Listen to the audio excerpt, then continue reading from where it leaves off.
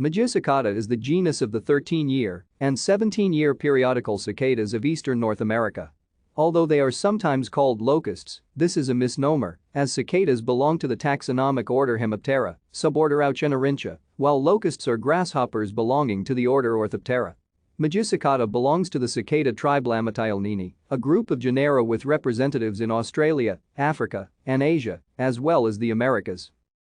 Magicicada species spend almost the full length of their long lives underground feeding on xylem fluids from the roots of deciduous forest trees in the eastern United States. In the spring of their 13th or 17th year, mature cicada nymphs emerge in the springtime at any given locality, synchronously and in tremendous numbers. After the prolonged developmental phase, the adults are active for only about 4 to 6 weeks. The males aggregate into chorus centers and attract mates. Mated females lay eggs in the stems of woody plants.